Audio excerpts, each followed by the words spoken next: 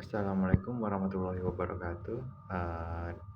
Di kesempatan kali ini saya akan coba sharing terkait apa itu FMEA atau kepanjangannya adalah Failure Mode and Effect Analysis.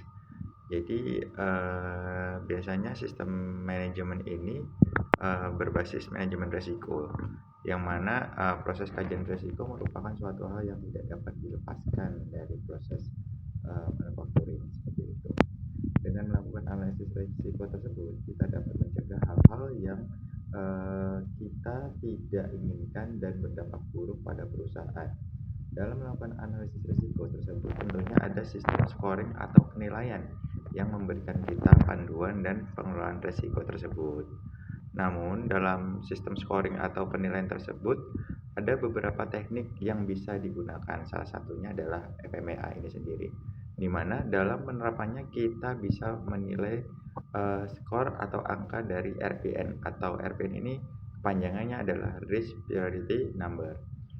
Suatu proses atau tahapan atau perusahaan yang kita lakukan pada pengertian atau sejarah cara membuat FMEA ini sehingga muncul nilai RPN atau Risk Priority Number. Nah, singkatan dari FMEA ini adalah mode kegagalan dan analisis efek, sederhananya seperti itu. Jadi kita melihat potensi-potensi kegagalan yang akan kita cari sebelum kita melakukan suatu proses seperti itu.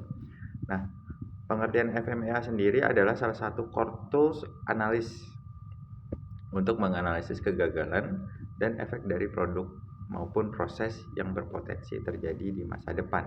Jadi ini kita melihat potensi masalah yang akan datang seperti itu pada suatu pembuatan produk atau proses.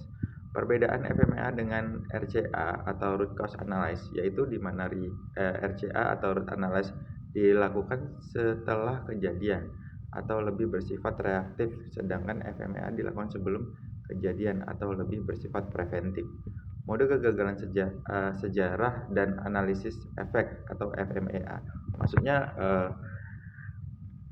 FMEA ini kita melihat dari histori-histori dan efek-efek samping dari sebuah proses seperti itu. FMEA sendiri pertama kali diterapkan oleh tentara Amerika Serikat pada tahun 1949 dengan pengenalan dokumen prosedur militer. Nah, dari situ kemudian diadopsi oleh NASA untuk program luar angkasa Apollo pada tahun 1960-an. Gunakan FMEA memperoleh momentum selama setahun tersebut dengan dorongan untuk menempatkan manusia di bulan, mengembalikan dan dengan selamat di bumi. Jadi kita melihat potensi-potensi masalah atau potensi-potensi kegagalan yang akan timbul sebelum proses tersebut.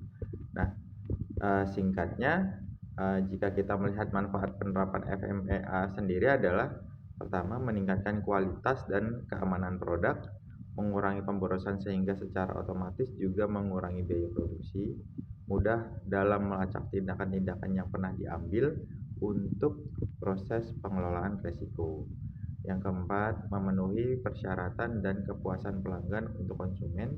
Dan yang kelima, meningkatkan citra dan daya saing perusahaan. Nah, untuk FMEA sendiri ini ada beberapa jenis, yaitu untuk sistem di mana dilakukan pada tahap awal melakukan konsep sistem dengan tujuan untuk mencegah potensi kegagalan sistem.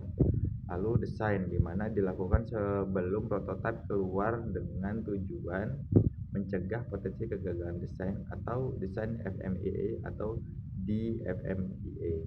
Dalam metodologi yang digunakan untuk menganalisis risiko yang terkait dengan desain produk baru yang diperbarui atau dimodifikasi dan menjelajahi kemungkinan malfungsi produk atau desain, pengurangan masa pakai produk, dan kekhawatiran atau efek keselamatan dan peraturan pelanggan yang berasal dari sifat bahan atau kekuatan, pelumasan, viskositas, elastis, kelenturan, dan lain-lain. Lalu geometri produk atau bentuk, posisi kerataan, toleransi atau stack-ups, rekayasa kebisingan termasuk profil pengguna, lingkungan, interaksi sistem, dan degradasi. Lalu selanjutnya ada proses di mana FMEA ini dilakukan sebelum proses produksi massal dengan tujuan untuk mencegah potensi kegagalan pada proses. Jadi proses FMEA atau PFMEA adalah metodologi yang digunakan untuk menemukan risiko yang terkait dengan perubahan proses termasuk kegagalan yang berdampak pada kualitas produk. Berkurangnya kekecewaan proses, ketidakpuasan pelanggan, dan bahaya keselamatan atau lingkungan yang berasal dari faktor manusia atau kesalahan manusia. Metode yang terlibat dalam proses layanan produk termasuk jalur perakitan, rantai pasokan, dan standar komunikasi. Bahan yang digunakan dalam proses mesin yang digunakan untuk melakukan pekerjaan, sistem pengukuran dan dampak pada penerimaan, faktor lingkungan pada kinerja proses. Dan yang terakhir adalah di mana FMEA jenis yang dilakukan sebelum melakukan servis ke customer dengan tujuan mencegah potensi kegagalan pada saat servis. Dari keempat jenis FMEA di atas, yang paling umum dan sering diterapkan di perusahaan adalah FMEA atau jenis desain, DFMEA, dan proses FMEA atau PFMEA. Kapan sih penggunaan FMEA itu? Sebaiknya ini dapat digunakan ketika sedang dilakukan pengubahan desain dari kemasan produk atau peluncuran desain baru untuk produk, baik itu dilakukan pada kemasan primer, sekunder, atau tersier. Lalu penambahan atau modifikasi tahapan proses produksi yang sudah berjalan. Selanjutnya perubahan pada rantai suplai dalam sistem perusahaan. Yang selanjutnya pengeluaran dari sistem kontrol atau pengendalian di dalam perusahaan.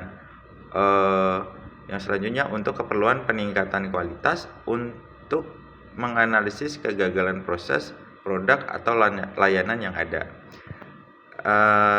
Selanjutnya untuk pemeriksaan berkala selama masa pakai layanan atau proses.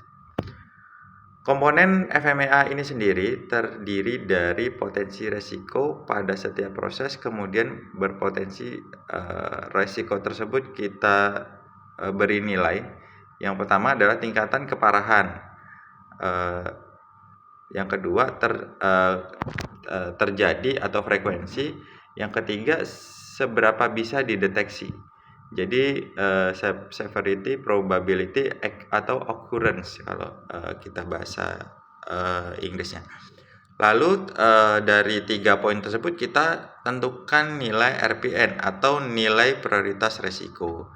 Sehingga dari beberapa yang kita mapping, dari beberapa poin yang kita mapping, kita lihat nilai prioritasnya sehingga kita dapat prioritaskan mana yang paling berpotensi tinggi terhadap resikonya, seperti itu. Setelah menilai RPN, kita harus memikirkan tindakan apa yang harus dilakukan dan mana yang harus diprioritaskan dengan melihat nilai RPN tersebut.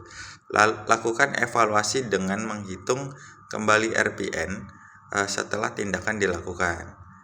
Nah, seperti yang saya sampaikan tadi, berikut adalah cara menentukan skala severity occurrence detection.